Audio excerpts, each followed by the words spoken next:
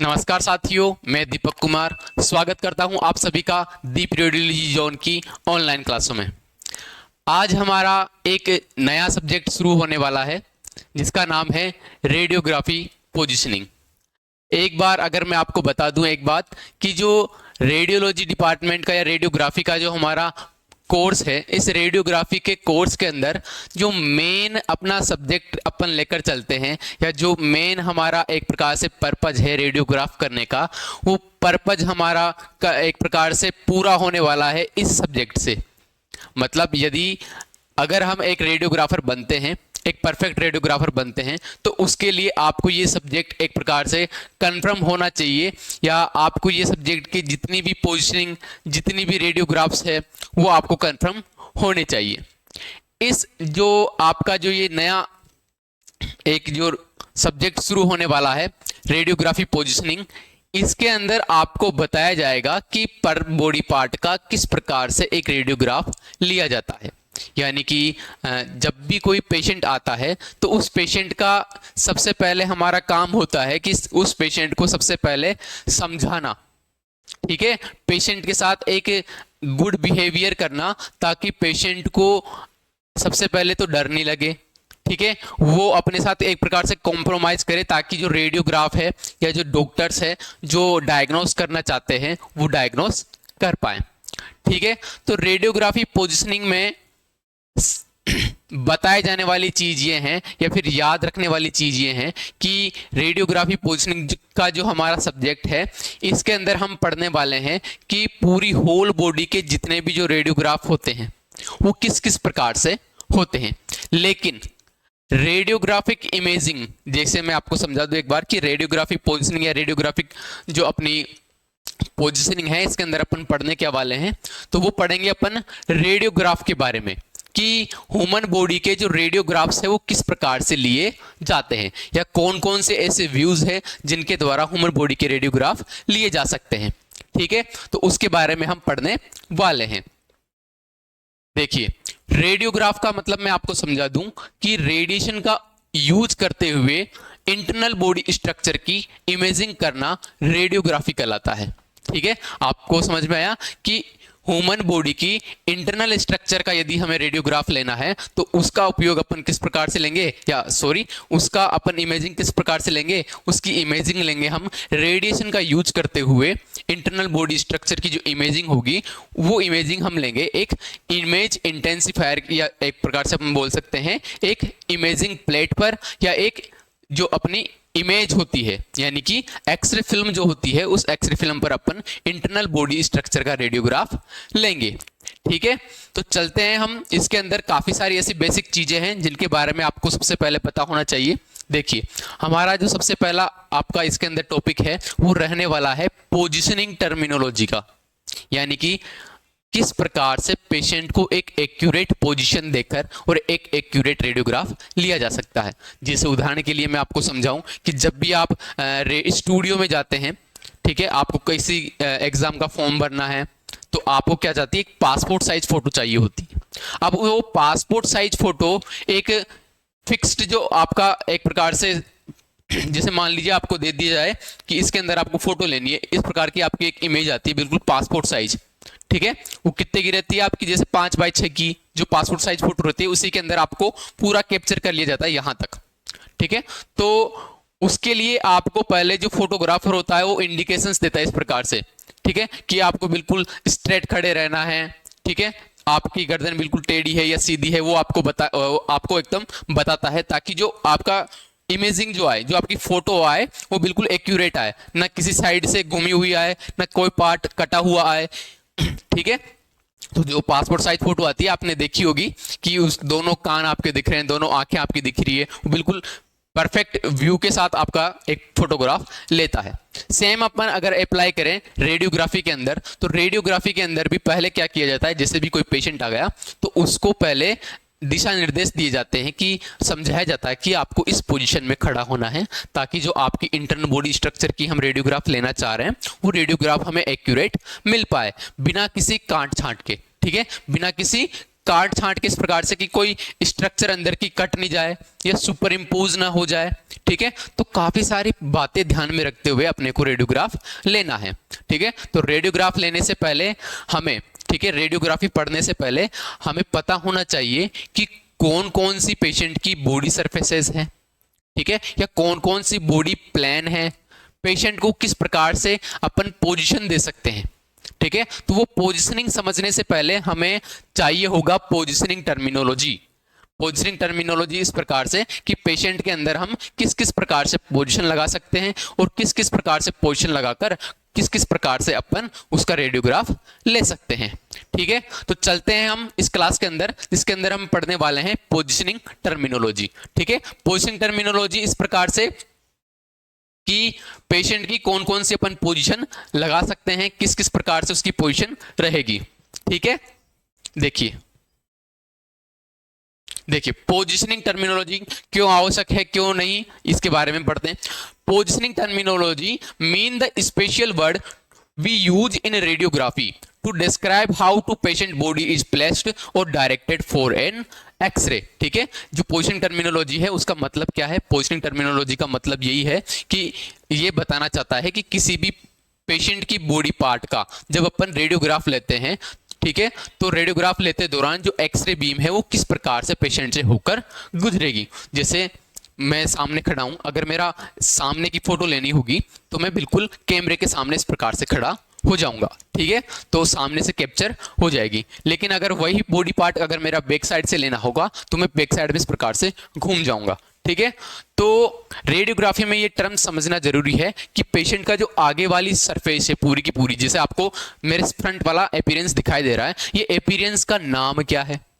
जब साइड की बात की जाए तो इस साइड वाला अपीयरेंस कौन सा है, पीछे की बात की जाए तो पीछे वाला अपीयरेंस कौन सा है, ये टर्मिनोलॉजी समझना जरूरी है। क्योंकि जो डॉक्टर होता है वो प्रिस्क्रिप्शन में इस प्रकार से नहीं लिखेगा कि डॉक्टर की पेशेंट का सामने से रेडियोग्राफ लिया जाए या पीछे से रेडियोग्राफ लिया जाए, नहीं, वो एक टर्म लिखता है सीधा इस प्रकार से, जैसे माना कि उसने लिख दिया एपी। ठीक है, तो हमें रेडियोग्राफी या रेडियोग्राफी प्रोफेशन में कौन है, हम, तो हमें इसका मतलब बिल्कुल सिंगल वर्ड में समझ में आ जाए बिना कोई टाइम खर्च किए हुए कि पेशेंट की किस प्रकार से पोजीशन लगानी है, एक्सरे बीम कहां से गुजरेगी, कहां से निकलेगी, तो सारे टर्म्स आपको याद रहना जरूरी है। It tell us whether the patient is lying, कि ये बताती है पोजीशनिंग टर्मिनोलॉजी कि पेशेंट को लाइंग यानी कि लेटे रहना है, स्टैंडिंग मतलब खड़े रहना है, और which part of the body is facing the X ray beam, और कौन सा पेशेंट का बॉडी पार्ट एक्सरे बीम की तरफ फेसिंग करेगा यानी कि फेस करते हुए रहेगा। ठीक है, पोजीशनिंग टर्मिनोलॉजी ये बताती है। देखिए पोजीशनिंग टर्मिनोलॉजी के अंदर काफी सारे हम पोजीशन पढ़ेंगे, जैसे पेशेंट किस प्रकार से खड़ा है, उसको कौन कौन से प्लान में डिवाइड किया जा सकता है। ठीक है, अगर वो पेशेंट मान लीजिए सीधा लेटा हुआ है तो इसको किस पोजीशन का नाम देंगे, उल्टा लेटा हुआ है तो किस पोजीशन का नाम देंगे, तो सारी पोजीशनिंग टर्मिनोलॉजी हम इस क्लास के अंदर देखने वाले हैं। ठीक है, नेक्स्ट देखिए, positioning terminology is very important radiography because it help. अब देखिए रेडियोग्राफी के अंदर पोजीशनिंग टर्मिनोलॉजी क्यों आवश्यक है। सबसे पहले it allow better understanding between doctors and radiology staff. ठीक है, ये क्या करता है, हमें एक बेटर अंडरस्टैंडिंग पैदा करता है डॉक्टर्स और रेडियोग्राफी जो रेडियोलॉजी स्टाफ है उनके बीच में, ताकि डॉक्टर अगर एक ही वर्ड में कुछ चीज लिख दे तो रेडियोग्राफी जो स्टाफ है उसे सिंगल वर्ड के अंदर समझ ले कि डॉक्टर्स ये चीज देखना चाहता है या डॉक्टर्स इस प्रकार से पेशेंट का रेडियोग्राफ चाहता है। ठीक है, this the staff easily understand what the doctor want to say, what is written in the prescription। इससे क्या होगा, रेडियोलॉजी स्टाफ इजीली समझ जाएगा कि डॉक्टर के प्रिस्क्रिप्शन में क्या लिखा हुआ है और डॉक्टर्स हमसे क्या चाहता है, या रेडियोग्राफ जो पेशेंट है उस पेशेंट का कौन सा रेडियोग्राफ चाहता है। नेक्स्ट देखिए, पेशेंट पोजीशनिंग के लिए भी हेल्पफुल है। किस प्रकार से, it guide us on how to place the patient where standing, lying down or in any special position in order to see the internal structure properly। ठीक है, ये क्या करती है positioning terminology, positioning terminology patient की positioning के लिए helpful है कि किस प्रकार से पेशेंट को लेटे हुए रखना है, खड़ा रखना है, या किस प्रकार से एक पेशेंट की इंटरनल बॉडी स्ट्रक्चर को बेटर तरीके से समझा जा सकता है। ठीक है, नेक्स्ट देखिए, correct cassette placement and tube angulation, ठीक है। ये टर्मिनोलॉजी क्या हेल्प करेगी, it also tell us how the patient या how to place the cassette and how to set the x-ray tube angle for accurate imaging, ठीक है। इसके अंदर क्या होता है, इसके अंदर ये ट्यूब एंगुलेशन और कैसेट का करेक्ट प्लेसमेंट भी बताता है, ठीक है। जैसे अगर इमेजिंग लेनी है मेरे चेस्ट लेवल की, तो चेस्ट लेवल के पीछे ही रेडियोग्राफिक कैसेट लगाई जाए। ये नहीं कि चेस्ट लेवल का रेडियोग्राफ लेना है, आपको एनाटॉमी पता ही नहीं है, आपने चेस्ट रीजन को कवर ही नहीं किया, आधा चेस्ट रीजन कैसेट के ऊपर आ रहा है और आधा चेस्ट रीजन आपके कैसेट से ऊपर जा रहा है, ठीक है। तो कैसेट का जो प्लेसमेंट होगा, वो कैसेट का प्लेसमेंट आपके पोजीशन के अकॉर्डिंग ही होगा कि पेशेंट अगर सुपाइन पोजीशन में खड़ा है या पेशेंट का अगर एपी व्यू लेना है, तो एपी व्यू लेने के दौरान कैसेट को अपन पेशेंट के पीछे की साइड प्लेस करेंगे, न कि आगे की साइड, ठीक है। तो ये करेक्ट कैसेट का प्लेसमेंट और ट्यूब का एंगुलेशन आपको पता होना चाहिए। काफी सारे ऐसे रेडियोग्राफ्स आएंगे आपके जहां पर अपने को ट्यूब का एंगल देना पड़ता है।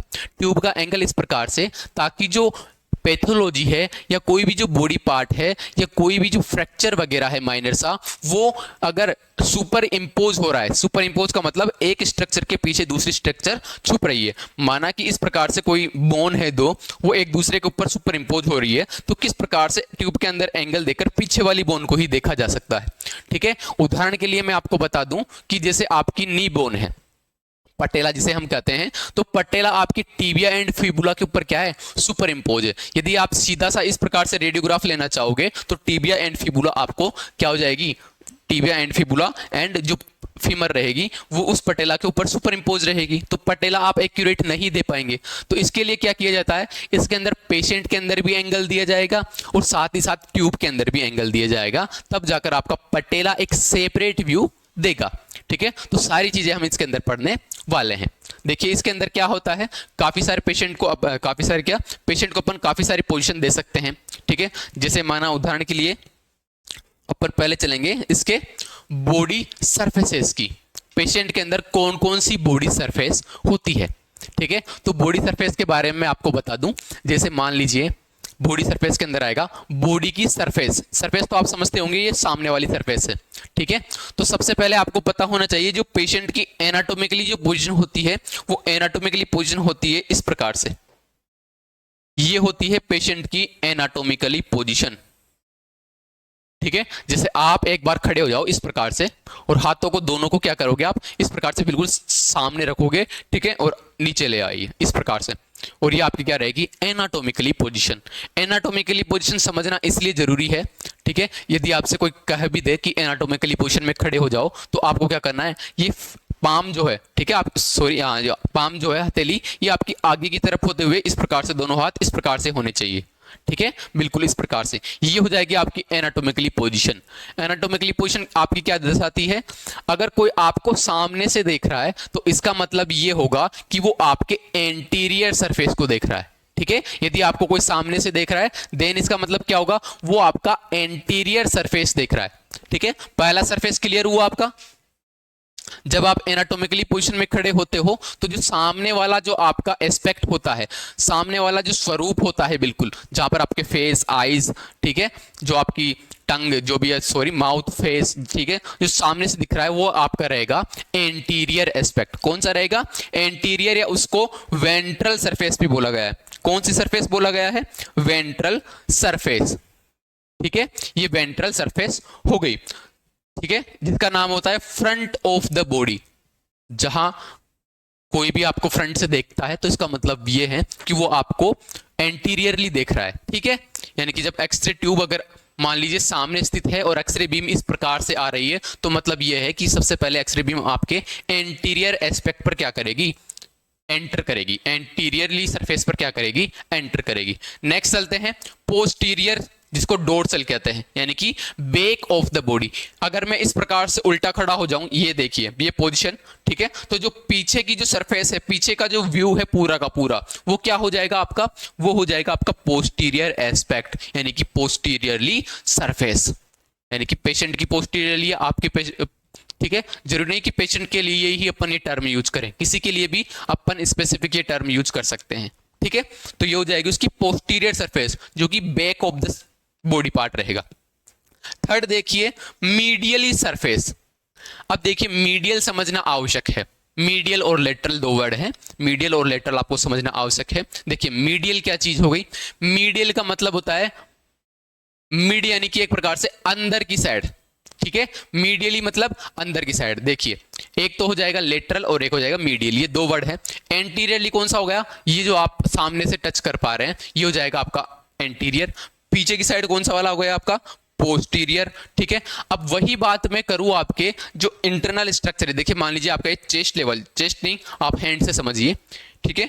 हैंड का लेटरल और अपन वो समझेंगे, ठीक है। तो हैंड का देखिए मैं इस प्रकार से उठा रखा हूं, तो हाथ का जो बाहरी वाली जो एरिया है, बाहर वाला जो एरिया है जो बॉडी से दूर जा रहा है, ठीक है। बॉडी से क्या है? दूर है। जो आपकी मिड लाइन है, इस मिड लाइन से क्या है? दूर है, बॉडी से बाहर की साइड जा रही है, ठीक है। किसी भी ऑर्गन का जो वो रीजन जो बॉडी से बाहर की साइड जाए उसको अपन बोलते हैं लेटरल, और किसी भी बॉडी पार्ट का वो रीजन जो अंदर की साइड रहे उसको अपन बोलेंगे मीडियल, ठीक है। किसी भी ऑर्गन का वो पार्ट जो बॉडी से बाहर जाए तो वो हो जाएगा आपका उसका लेटरल सरफेस, और किसी भी बॉडी पार्ट का वो ऑर्गन किसी भी ऑर्गन का वो पार्ट जो बॉडी के अंदर की साइड आए उसको अपन बोल देंगे मीडियल। उदाहरण के लिए मैं आपको एक चीज समझा देता हूं यहां पर, ठीक है। उदाहरण समझिएगा कि जैसे इस प्रकार से आपका हो गया ये लीवर, ठीक है। लीवर इस प्रकार से रहेगा आपका ट्रायंगुलर शेप का। देखिए अब लीवर आपका इस प्रकार से सिचुएटेड है, इस प्रकार से, ठीक है, इस प्रकार से सिचुएटेड है। तो लीवर का ये वाला पार्ट जो बॉडी के बाहर जा रहा है, बॉडी के बाहर की साइड आ रहा है, तो ये इसकी सरफेस कहलाएगी लेटरल सरफेस। लेटरल सरफेस जरूरी नहीं कि अपन लीवर को लेकर ही समझे, किसी भी बॉडी पार्ट को लेकर समझ सकते हैं। दूसरी चीज, जो बॉडी पार्ट बॉडी के अंदर की साइड ही रह जाएगा वो कहलाएगा आपका क्या? मीडियल, ठीक है। मीडियल कहला जाएगा।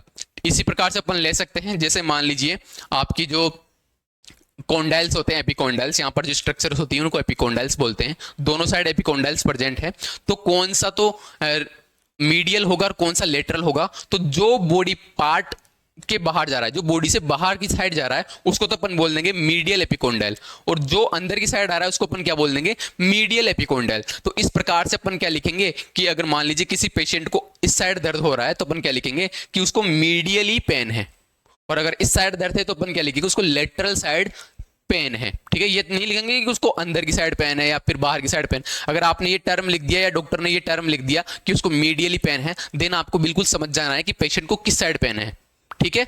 ये हो गया मीडियल, ये हो गया लेटरल, ये हो जाएगा इसका एंटीरियर और ये हो जाएगा इसका पोस्टीरियर, ठीक है। तो मीडियल क्या हो गया? मीडियल मतलब toward the mid line of the body, body की मिड लाइन की तरफ। जैसे ये है, अगर इसकी अपन बात करें तो ये स्ट्रक्चर अपन मिड लाइन ही आएगी, ठीक है। ये नीचे की साइड यानी मिड पार्ट की तरफ ही आएगी, बॉडी के बिल्कुल मिड पार्ट की तरफ ही आएगी। तो ये कौन सा हो जाएगा इसका? Medial surface. और ये कौन सा हो जाएगा इसका? Lateral surface. देखिए लेटरल क्या होता है? Away from the mid line towards the side, जो साइड की तरफ जो स्ट्रक्चर जा रही है, ये साइड हो गई, ये साइड हो गई, ठीक है। ये लेफ्ट साइड हो गई, ये राइट साइड। जो बाहर की साइड जो स्ट्रक्चर आ रही है आपकी वो हो जाएगी आपकी लेटरल सरफेस, ठीक है। जैसे अगर मैं चेस्ट लेवल की बात करूं तो चेस्ट लेवल के अंदर ये जो सरफेस है साइड वाली, तो ये हो जाएगी आपकी लेटरल सरफेस। और वहीं अगर मैं स्टर्नम की तरफ की बात करूं तो स्टर्नम की साइड वाला कौन सा हो जाएगा आपका? मीडियल सरफेस, ठीक है। नेक्स्ट चलते हैं।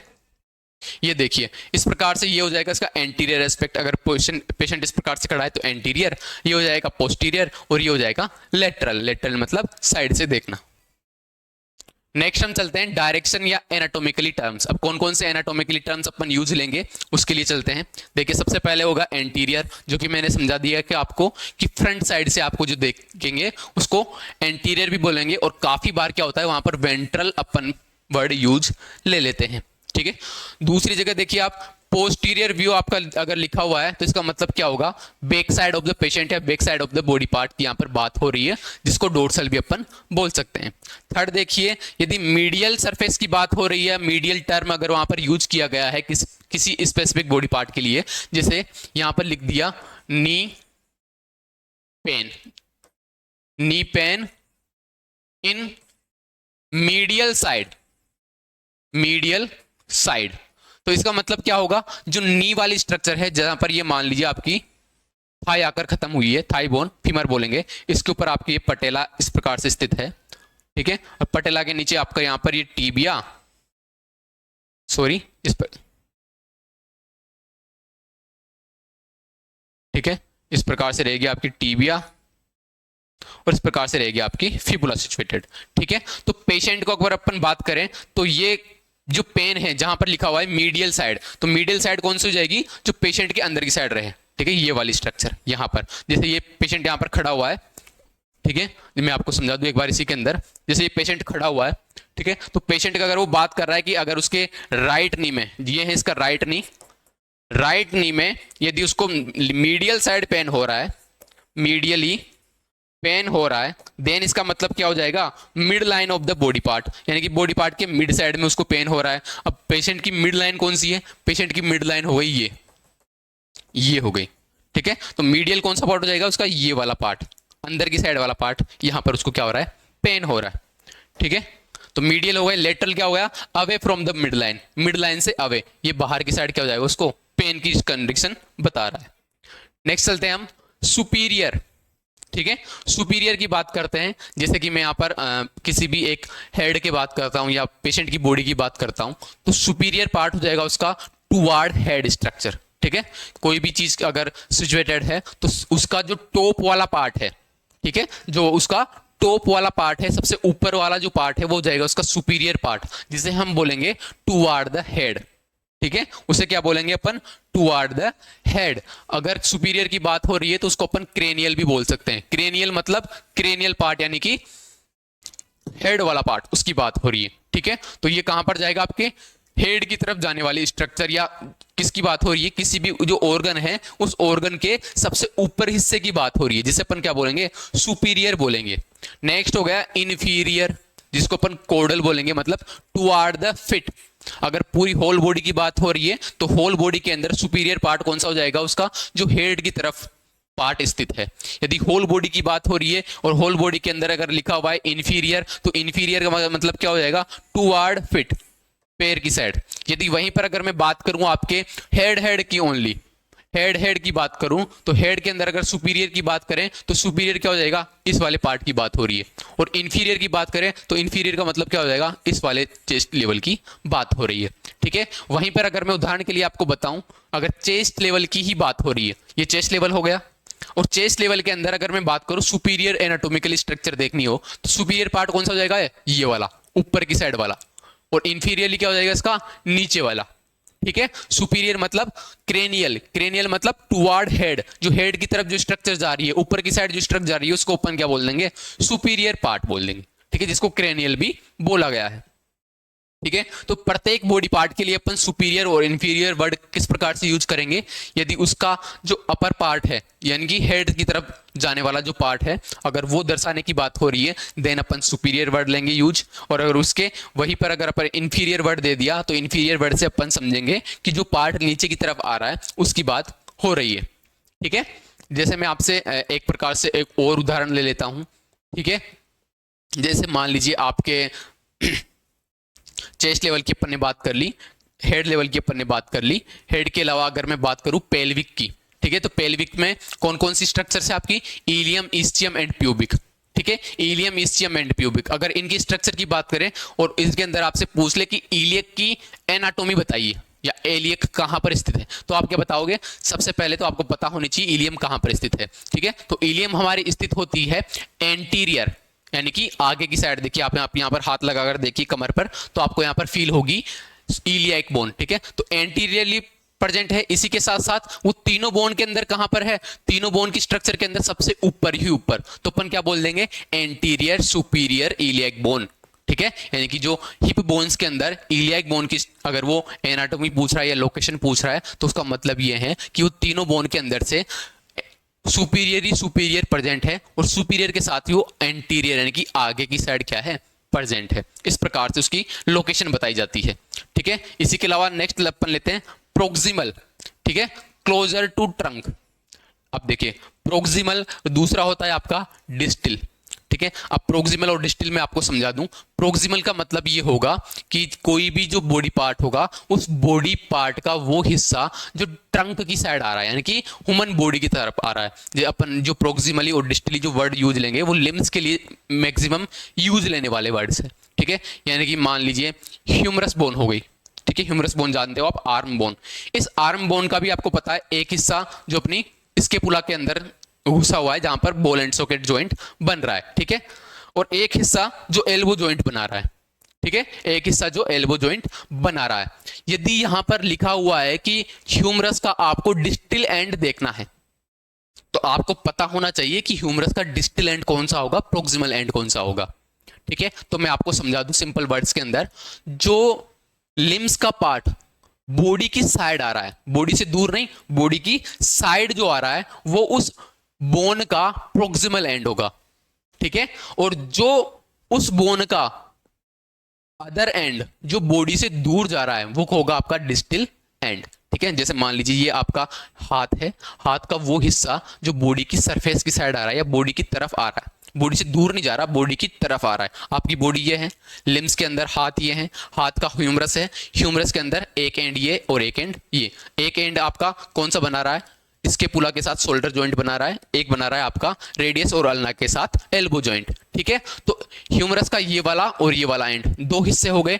एक हिस्सा जो बॉडी से दूर जा रहा है, मतलब एल्बो की साइड जा रहा है, तो ये हो जाएगा आपका कौन सा, डिस्टल एंड। और एक हिस्सा जो पास में आ रहा है वो कौन सा जाएगा आपका, प्रोक्सिमल एंड। तो इस प्रकार से आपको क्या करना है, इनके एंड के बारे में बताना है। तो ये हो जाएगा इसका प्रोक्सिमल एंड, ये हो जाएगा इसका डिस्टल एंड, ठीक है। तो समझिए, क्लोजर टू ट्रंक, जो क्लोजर यानी कि पास में रहे ट्रंक से, तो वो जाएगा आपका प्रोक्सिमल एंड।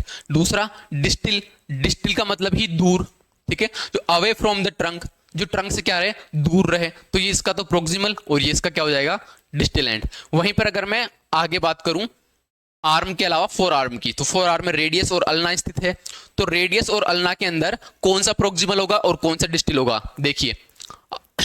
प्रोक्सिमल एंड वो जो बॉडी की साइड रहेगा। अब बॉडी की साइड इनके अंदर से कौन सा जॉइंट के अंदर होगा, तो वो रहेगा आपके एल्बो की साइड, ठीक है। जो एल्बो की साइड के जो एंड है वो अपने बॉडी की तरफ है, तो ये रेडियस अल्ना के कौन से हो जाएंगे, प्रोक्सिमल एंड। और ये वाले कौन से हो जाएंगे, डिस्टल एंड। तो इस प्रकार से आपको लेकर चलना है, ठीक है। यही कॉन्सेप्ट अपन सेम इसके अंदर लगाएंगे और सेम कॉन्सेप्ट अपन लोअर लिम्ब के अंदर भी अप्लाई करेंगे। नेक्स्ट देखिए, सुपरफिशियल यानी नियर द सरफेस। सुपरफिशियल का मतलब ये हो जाएगा, जैसे मान लीजिए किसी भी ऑर्गन की, किसी भी बॉडी पार्ट की जो लेयर्स हैं, लेयर के अंदर जो उसकी ऊपर वाली जो सबसे पहले वाली लेयर है वो उसकी हो जाएगी सुपरफिशियल लेयर, ठीक है। लेयर के बारे में आप समझते हो ना, जैसे अपन नॉर्मली प्याज का उदाहरण ले लीजिए, तो प्याज की जो सबसे बाहर वाला जो आवरण है वो तो उसका सुपरफिशियल है, और प्याज को अपन छिलते जाते हैं और नीचे वाली जो सरफेस निकलती है तो वो हो जाएगी उसकी डीप सरफेस, ठीक है। तो सुपरफिशियल वाली कौन सी हो जाएगी, near the surface. Superficial layer कौन सी हो जाएगी, नियर द सरफेस, सरफेस के बिल्कुल पास वाली। डीप कौन सी हो जाएगी, far from the surface, surface से सबसे दूर स्थित जो है, ठीक है। यानी ऊपर की जो आपकी मान लीजिए सुपरफिशियल वाली लेयर है, और अंदर ही अंदर वाली जो इस किसी भी ऑर्गन की लेयर है तो वो हो जाएगी आपकी डीप लेयर, ठीक है। नेक्स्ट चलते हैं प्लेन के बारे में। इसके अंदर हम प्लेन के बारे में भी डिस्कस कर लेते हैं कि ह्यूमन बॉडी के कौन कौन से प्लेन होते हैं। तो सबसे पहले देखिए, प्लेन का मतलब इस प्रकार से अपन बोल सकते हैं कि ह्यूमन बॉडी को किस किस प्लान के अंदर काटा जा सकता है।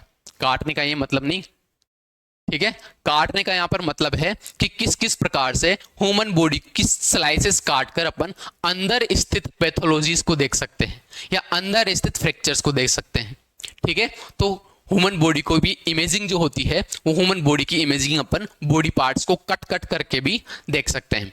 जैसे मान लीजिए आपको एक खीरा दिया हुआ है, ककड़ी, ठीक है। अब उस ककड़ी के अंदर के स्ट्रक्चर आपको पता नहीं है कि अंदर क्या है क्या नहीं है, लेकिन अगर अंदर के स्ट्रक्चर्स को आपको देखना होगा, देन आप क्या करोगे, उसको एक छोटे छोटे स्लाइस के अंदर अपन इस प्रकार से काट देंगे, तब जाकर आप उसके अंदर की स्ट्रक्चर को देख सकते हो कि हाँ इसके अंदर की स्ट्रक्चर इस प्रकार से दिखाई दे रही है, ठीक है। जैसे नॉर्मल टोमेटो हो गया, टोमेटो की इंटरनल स्ट्रक्चर आपको दिखाई अगर देखनी है बाहर का अपीयरेंस तो आपको बिल्कुल नॉर्मल दिखाई दे रहा है, लेकिन अगर इंटरनल स्ट्रक्चर देखना हो तो इंटरनल स्ट्रक्चर के अंदर अपन क्या करेंगे, उसको छोटे छोटे स्लाइसों के अंदर काट देंगे, तब जाकर आपको अंदर पता चलेगा कि इसके अंदर कोई कीड़े तो नहीं है, ठीक है, ये बिल्कुल नॉर्मल तो है या नहीं है।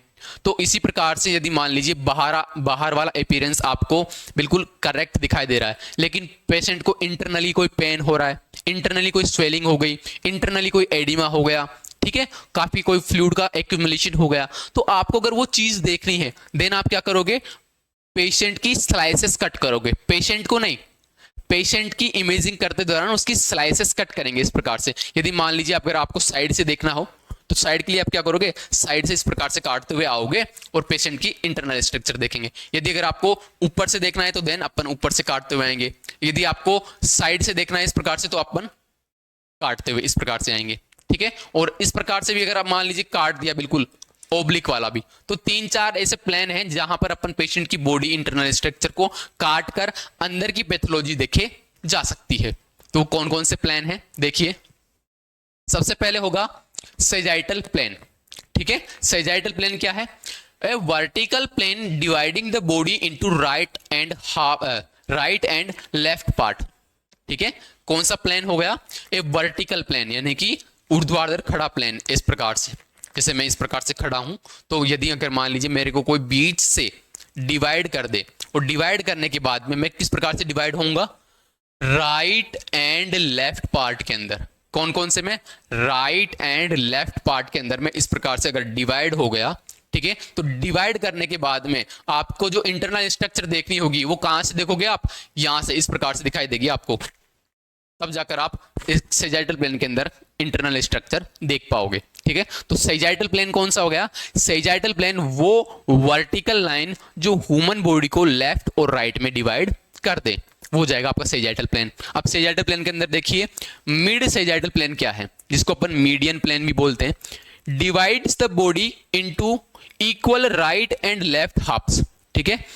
यानी कि बॉडी पार्ट का सॉरी जो सेजाइटल प्लेन है वो सेजाइटल प्लेन ह्यूमन बॉडी को इक्वल 2 पार्ट्स में डिवाइड कर रहा है, ठीक है। इक्वल क्या कर रहा है, 2 पार्ट्स में डिवाइड कर रहा है। लेकिन मान लीजिए ये सेजाइटल प्लेन है, ठीक है, वर्टिकल लाइंस काफी सारी मेरे ऊपर वर्टिकल लाइंस गिर रही है इस प्रकार से, जो मुझको काफी सारी बॉडी पार्ट्स में काट रही है। लेकिन मिड सेजाइटल प्लेन क्या हो जाएगा, मिड सेजाइटल प्लेन एक ऐसा सिंगल प्लेन होगा जो मेरी पूरी बॉडी को इक्वली 2 पार्ट्स में डिवाइड कर देगा, यानी कि बिल्कुल नाक से इस प्रकार से, मुंह से होकर यहां से इस प्रकार से मिड लाइन जाएगी जो मुझे इक्वल 2 पार्ट्स में डिवाइड कर देगी, ठीक है, इक्वली। तो उसको बोलेंगे अपन मिड सेजाइटल प्लेन।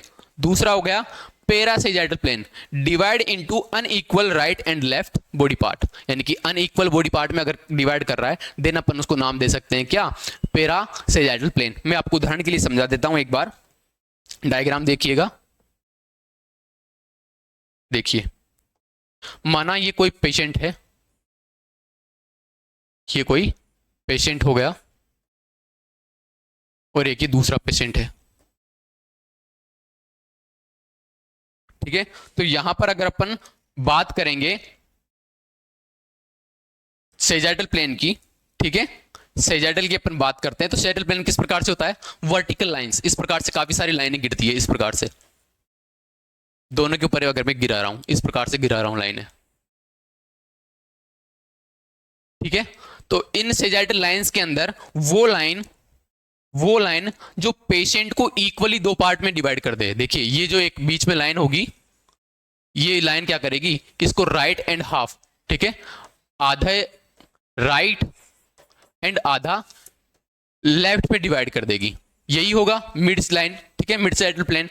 दूसरी यहां पर जो एक लाइन जाएगी वो पेशेंट को साइड से काट रही है, ठीक है, यानी कि पेशेंट को 1/4 तो राइट भाग में और 3/4 लेफ्ट पार्ट में डिवाइड कर रही है, देन वो कहलाएगी आपकी पेरासेजाइटल प्लेन, ठीक है, इस प्रकार से। नेक्स्ट देखिए अगर किसी भी पेशेंट की बॉडी पार्ट को या किसी भी पेशेंट को अगर अपन सेजाइटल प्लेन में काटते हैं तो इमेजिंग में किस प्रकार से दिखाई देगा। देखिए अगर मैं हेड की बात करूं तो हेड वाले पार्ट को, ठीक है, ये हेड वाला पार्ट हो गया, इस हेड वाले पार्ट को यदि यहाँ पर क्या किया गया है, सेजाइटल प्लेन, जैसे मान लीजिए मेरा हेड है, अब यहाँ पर इसको आप डिवाइड कर रहे हो, काफी सारे सैजेटल प्लेन काट रहे हो, तो काफी सारे सैजेटल प्लेन काटेंगे तो आपको किस प्रकार से दिखाई देंगे, तो देन आपको इस प्रकार से वो व्यूज दिखाई देंगे। ठीक है, यानी कि साइड से ही यहां से काटोगे आप, मिड से काटोगे तो मिड से काटने पर ये इक्वल दो पार्ट में खुलेगा, वो खुलेगा तो आपको इस प्रकार से प्लेन दिखाई देगा। ठीक है, तो इमेजिंग के अंदर सैजेटल प्लेन इस प्रकार से दिखाई देता है। ठीक है, तो मिड से जो काट रही है लाइन वो तो हो जाएगी आपकी मिड सैजेटल प्लेन, और जो साइड से काट रही है वो जाएगी आपकी पैरासैजेटल प्लेन। ठीक है, नेक्स्ट हम बात करते हैं कोरोनल प्लेन की। कोरोनल प्लेन मतलब जो कोर से डिवाइड करें, नाम से याद रख लो, कोरोनल मतलब कोर, कोरोनल मतलब कोर, कोर का मतलब ये हो जाएगा जो आपकी बॉडी का कोर है। आपकी बॉडी का कोर कौन सा हो जाएगा, यानी कि एक साइड की बात कर रहे हैं, ये तो आपका बिल्कुल कोर वाला तो पार्ट है नहीं, ये तो पूरी सरफेस है।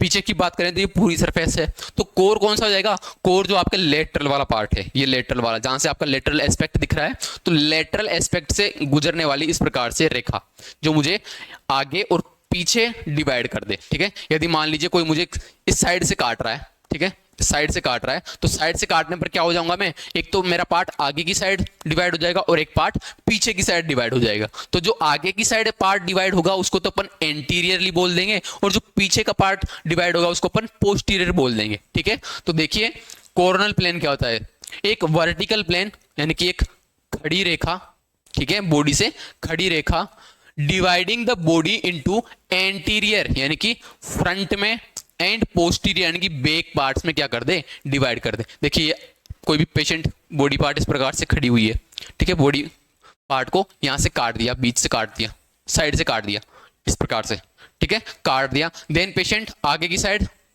फ्रंट यानी कि एंटीरियर और पोस्टीरियर में क्या हो जाएगा, डिवाइड हो जाएगा।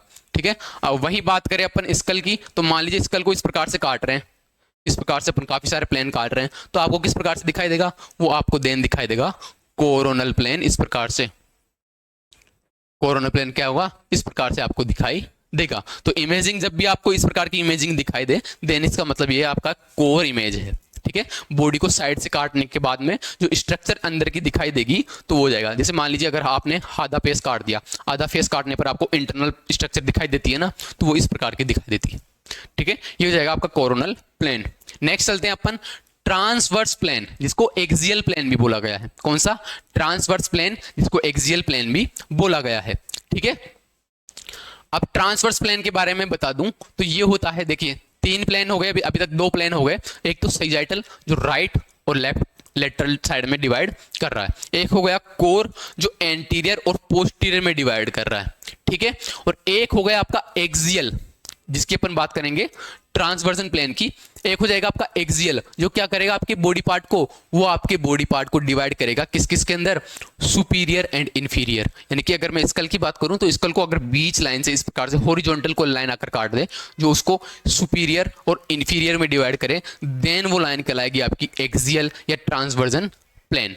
ठीक है, देखिए ट्रांसवर्स या एक्सियल या हॉरिजॉन्टल प्लेन कौन सा हो जाएगा, एक horizontal plane dividing the body into superior and inferior parts. ठीक है, यदि अगर मान लीजिए मुझे कोई यहां से काट दिया, बिल्कुल मिड से काट दे, एक बार तो यहां से काट दिया आपने, एक बार आपने मेरे को यहां से काट दिया, अब एक बार आप मेरे को यहां से काट दो। ठीक है, तो अब जो मेरा ये बॉडी पार्ट डिवाइड होगा वो किस किस में होगा, एक तो ऊपर वाला हिस्सा और एक नीचे वाला हिस्सा। तो जो ऊपर वाला हिस्सा है हेड की साइड वाला, वो तो हो जाएगा आपका सुपीरियर पार्ट मेरा। ठीक है, और जो नीचे वाला हिस्सा बचा वो कौन सा हो जाएगा, इंफीरियर। वही अगर मैं स्कल की बात करूं तो स्कल को अगर यहां से काट रहे हैं इस प्रकार से, तो जो ऊपर वाला हिस्सा हो जाएगा वो तो हो जाएगा सुपीरियर, और जो नीचे वाला हो जाएगा वो इंफीरियर। ठीक है, तो सुपीरियर और इंफीरियर, एक मिड से जो लाइन कटी है वो बॉडी पार्ट को सुपीरियर और इंफीरियर में डिवाइड कर रही है। ठीक है, तो देखिए हॉरिजॉन्टल प्लेन क्या जाएगा, dividing the body into superior part and inferior part. आपको डायग्राम में क्लियर हो रहा है, इस प्रकार से प्लेन अगर मान लीजिए इसको बार बार काट रहे हैं तो ऊपर वाले जो पार्ट होंगे वो तो कहलाएगा सुपीरियर और नीचे वाला पार्ट कहलाएगा इसका इंफीरियर। वहीं अगर मैं उदाहरण के लिए आपको देखो, अगर इसको इस प्रकार से काटा गया है, इस प्रकार से काटा गया है, ठीक है, तो प्रत्येक बॉडी पार्ट के लिए अगर मान लीजिए सबसे पहले यहां से काटा गया तो यहां से काटने पर ऊपर वाला पार्ट सुपीरियर और इसके नीचे वाला इंफीरियर। अगर उसको यहां से काटा गया है देन ऊपर वाला पार्ट सुपीरियर और नीचे वाला इंफीरियर। ठीक है। तो प्रत्येक कट के लिए अपन इंफीरियर और सुपीरियर वर्ड यूज ले सकते हैं कि ऊपर वाला पार्ट तो सुपीरियर हो गया इसका, नीचे वाला इंफीरियर हो गया। ठीक है, तो ये हो जाएंगे आपके प्लेन। ठीक है, लास्ट प्लेन है हमारा बॉडी पार्ट को काटने का, वो है ओब्लिक। ठीक है, जिसके अंदर अपन क्या करेंगे, एक एंगल देकर, ठीक है, मान लीजिए एक बार तो आपने मिड से काट दिया, एक बार आपने काट दिया कोर से, एक बार काट दिया आपने एक्सियल से, और अब एक बच गया जो ना तो मिड को रखेगा, ना वो कोर को रखेगा, ना वो एक्सियल को रखेगा, वो तीनों को ही एक साथ इस प्रकार से काट देगा, बिल्कुल तिरछा, जिसको अपन तिरछा व्यू बोलते हैं, जिसको अपन बोलेंगे ओब्लिक। ओब्लिक के अंदर क्या हो जाएगा, ना तो वो आपका मिड का रखेगा, ना कोरन का रखेगा, ना ट्रांसवर्स का रखेगा, तीनों को ही इस प्रकार से काटेगा कि कोर भी कट जाए, एक्सियल भी कट जाए और मिड भी कट जाए। ठीक है, तो देखिए ओब्लिक प्लेन कौन सा हो गया, ओब्लिक प्लेन हो गया यहां पर any plane that is angled, जिसके अंदर क्या हो, एंगल दिया गया हो, नॉट एग्जैक्टली सेजाइटल, ना तो वो सेजाइटल हो, ना वो कोरोनल हो, और ना ही वो ट्रांसवर्स हो, मतलब एक ऐसा बॉडी पार्ट का प्लेन जो एंगल देखकर काटा गया हो। ठीक है, यहां पर आपने 90 डिग्री का एंगल काट दिया, यहां पर आपने 180 का काट दिया। अब ऐसा प्लेन जो ना तो 90 डिग्री है ना 180 है, एक पर्टिकुलर एंगल देकर काट दिया, जैसे डॉक्टर को रिक्वायर्ड है, अगर वो मान लीजिए थोड़ा जिस इस प्रकार से बॉडी की स्ट्रक्चर रहेगी या जिस इस प्रकार से ऑर्गन की स्ट्रक्चर रहेगी, उस अकॉर्डिंग अपन क्या करेंगे, एक एंगुलेशन देकर उसको कट कर लेंगे, जिससे जो सुपर इंपोजिशन वाली कंडीशन है वो थोड़ी सी क्या हो जाएगी, रिड्यूस हो जाएगी, और इंटरनल स्ट्रक्चर बेटर आपको विजुअलाइज्ड